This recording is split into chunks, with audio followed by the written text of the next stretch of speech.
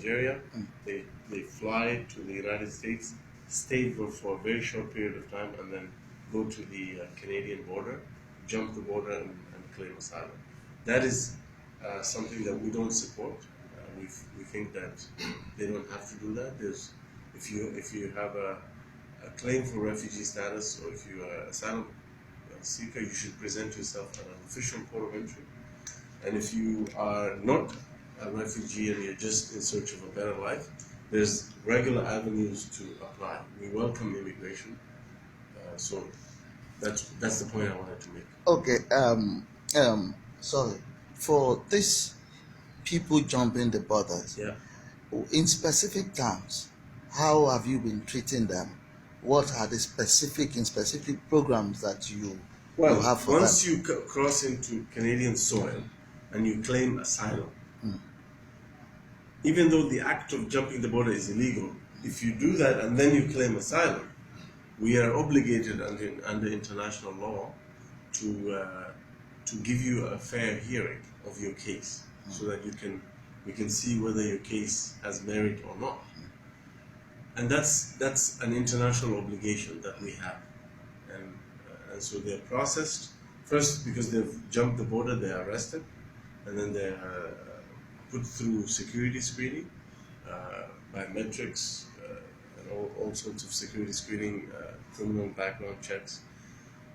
If anyone presents a threat to Canadian society at that stage, if any flags come out, we detain them and we don't release them into the community. But if they don't present a threat, after going through that initial security screening, they're released into the community, but they're given an appointment to come back to make their case in front of the Immigration Refugee Board. Once they make their case and due process is given, if they're not able to prove refugee status, if they're not able to prove that they have a real case for refugee protection, then they're removed from Canada. Which is why this is not a free ticket to Canada. So if some people are under the impression that if you go to Canada, jump the border, that it's a free ticket to Canada, it's not. You will be arrested. You are doing something that we don't encourage. You will be subject to vigorous security screening, and at the end of that process, if you're not able to establish that you need Canada's protection for refugee status, you'll be removed from Canada. Sir, you said majority of these people coming from the US. Yes. Like from last year, you said you know the Yeah. From the information you've gathered over there, do you think it's really a Nigerian problem, or is an issue with them having issues with the US? Well, I mean, these are people who haven't stayed in the US for a long time, so they've come from Nigeria. They just use US as a transit. Yes.